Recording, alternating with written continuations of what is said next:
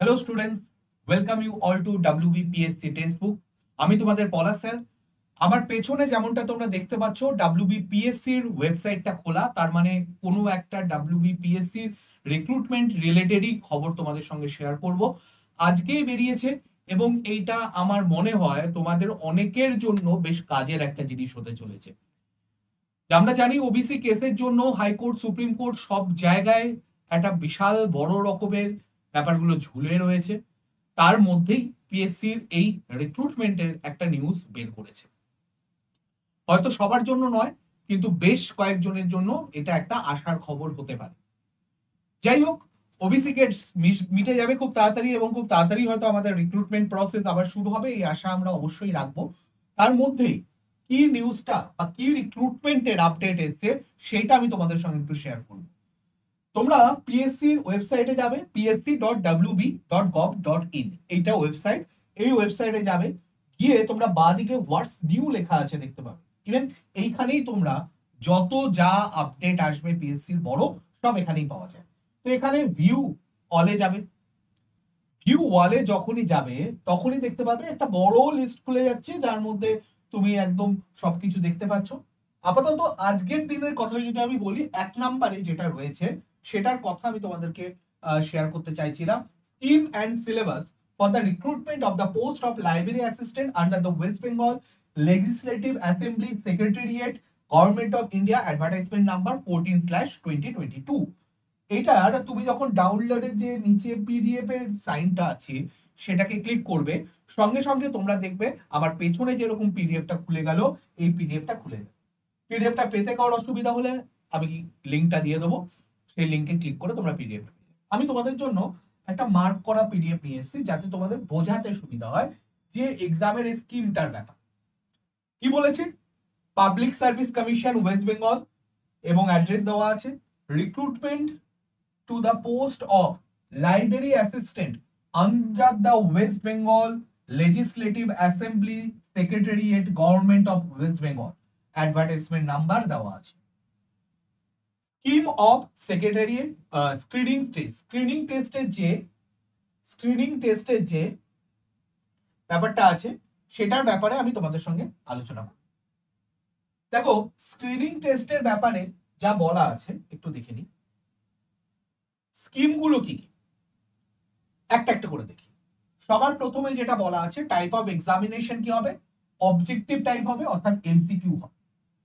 4টে different সিরিজে হবে, এ B C D.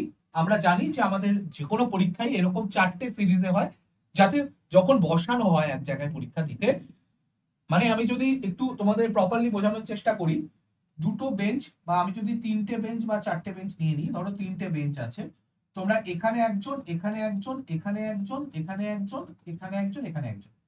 এ যদি এ পায়, পাশের জন বি পাবে, তারপরের জন সি এবং ডি, এরকম হয়, সো দ্যাট কাউর যাতে রিপিট না হয়। আবার এখানে এ, এখানে বি এবং পরে সি ডি, যাতে কোনাকুনি পাশাপাশি আগে পিছু কোনোভাবে কেউ নিজের সেম সিরিজ না পায়। তো তার জন্য এখানে এ বি সি ডি 4টে সিরিজে করা হয়েছে এবং লাইব্রেরি সায়েন্সের পার্ট এ এবং পার্ট বি থাকবে, যার মধ্যে লাইব্রেরি সায়েন্সটা থাকবে পার্ট এ তে, পার্ট বি তে থাকবে ডেসক্রিপটিভ ইংলিশের উপরে একটা টেস্ট। নাম্বার অফ কোশ্চেন কতগুলো থাকবে, যদি নাম্বার অফ কোশ্চেনের কথায় আসা যাক, তাহলে লাইব্রেরি সায়েন্সের পার্ট এর উপরে এমসিকিউ টাইপের 80টা প্রশ্ন, প্রত্যেকটা 1 নাম্বার করে, 80 × 1 80 নাম্বারের পরীক্ষা হচ্ছে লাইব্রেরি সায়েন্সের অবজেক্ট। সেকেন্ড যে আরেকটা পার্ট বি থাকছে, পার্ট বি মানে কি, ইংলিশের উপর একটা টেস্ট হবে, কিন্তু এটা ডেসক্রিপটিভ টাইপের হবে, 2টো কোশ্চেন থাকবে। তা 2টো কোশ্চেন থাকবে, কত নাম্বারের সেটা তো মেনশন করেনি, একটু পরে আমরা অ্যানালিসিস করলে বুঝতে পারছি কত নাম্বারের হবে। দেখো বলেছে টোটাল 100 এমসিকিউ থাকবে, 20 মার্কসের 100 এমসিকিউ, ভুল বলা আছে এখানে, 100 কোশ্চেন থাকবে, 100 মার্কস থাকবে। আচ্ছা, আমি নিজেই এখানে ভুল করলাম, যাই হোক, এখানে বলা আছে কি যে 100 টোটাল মার্কস, এমসিকিউ 80 মার্কসে, ডেসক্রিপটিভ 20 মার্কস। তাহলে ডেসক্রিপটিভে 2টো প্রশ্ন কতগুলো থাকছে, 2 × 10 20 নাম্বার। তাহলে প্রত্যেকটা 10 নম্বরের 2টো ইংলিশের উপর প্রশ্ন থাকবে। একটু পরে সেটা মেনশনও করে দেওয়া হয়েছে যে এটা কি হবে, আমি বলেও দিচ্ছি। ডিউরেশনের কথায় যদি আসি, ডিউরেশন 1 ঘন্টা 30 মিনিটের হবে, টোটাল 100 নাম্বারের পরীক্ষা। তার মধ্যে 80টা কিন্তু এমসিকিউ আর 20 নম্বরের ডেসক্রিপটিভ। এখানে নোট করতে বলা হয়েছে যে নেগেটিভ মার্কিং আছে, অবজেক্টিভের জন্য অবশ্যই নেগেটিভ মার্কিং আছে। নেগেটিভ মার্কিংটা কত? 1/4 করে, মানে প্রত্যেক 1 নম্বরের প্রশ্ন যদি তুমি ভুল করো তাহলে 0.25 বা 1/4 মার্কস তোমার ডিডাক্ট হয়ে যাবে। আর বলা আছে যে ইংলিশটা ক্যান্ডিডেটকে যে কোয়ালিফাইং নেচারে হবে, মানে এটার মার্কস অ্যাড হবে না বলা হচ্ছে। কোয়ালিফাইং নেচার মানে 50% মার্কস পেলে তুমি কোয়ালিফাই করবে পরের সেগমেন্টের জন্য। ওকে, এরপরে আসা যাক যে আমার পরীক্ষা কিসের উপর হবে। দেখো ভালো করে, ইংলিশ থাকছে পার্ট বি তে লেটার রাইটিং এবং রিপোর্টিং, মানে দুটো জিনিস থাকছে, একটা হচ্ছে রিপোর্ট রাইটিং,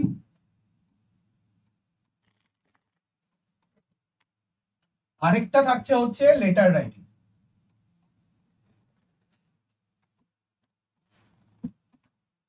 ঠিক আছে, বোঝা গেল? এই দুটোর উপরে পরীক্ষা হচ্ছে। তার মানে কি হচ্ছে, মোটামুটি বোঝা যাচ্ছে যে এটাই 10 নাম্বার থাকছে ডেসক্রিপটিভ, এটাই 10 নাম্বার, বাকি 80 নাম্বারের পরীক্ষা পড়ে রইল।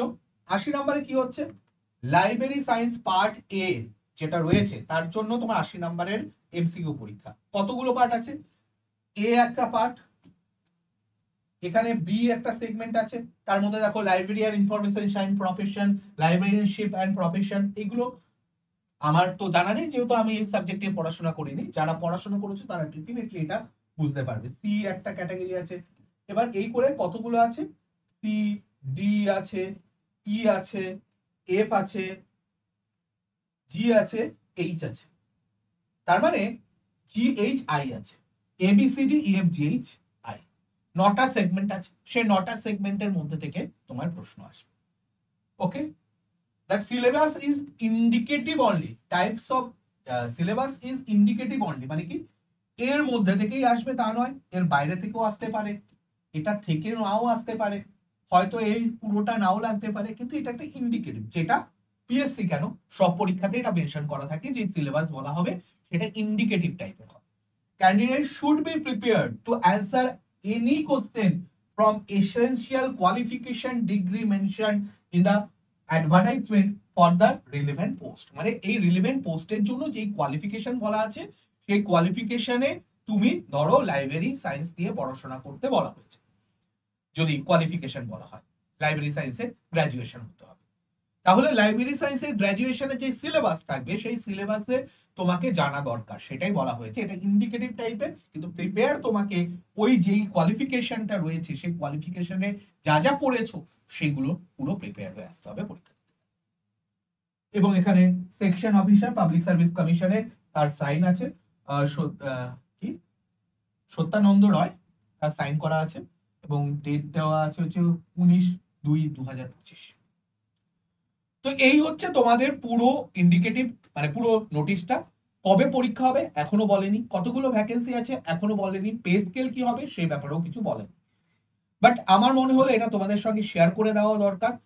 চাকরির যা বাজার, তার মধ্যে যাদের যাদের এইটা কোয়ালিফাই করছো বা কোয়ালিফাই হতে পারো বলে মনে হচ্ছে, কোয়ালিফাইং কি কি ইয়ে লাগবে সেই ব্যাপারেও আমাদের খুব বেশি কিছু বলেনি যে এখানে কি কোয়ালিফিকেশন লাগবে। তবে একটা আইডিয়া তো আমরা করতেই পারছি যে কোয়ালিফিকেশন এটাই লাগবে যে লাইব্রেরি সায়েন্স বা এরকম টাইপের কিছু নিয়ে পড়াশোনা করা থাকতে হবে, গ্র্যাজুয়েশন বা মাস্টার্স করা থাকতে হবে। তো যারা আছো তারা ডেফিনেটলি সেইভাবে প্রিপারেশন নিতে থাকো। আর কি বলবো, ভালো করে পড়াশোনা করো, আর দেখা হবে নতুন কোনো ভিডিওতে। আপাতত এই ভিডিওতে এই পর্যন্ত। থ্যাংক ইউ সবাইকে।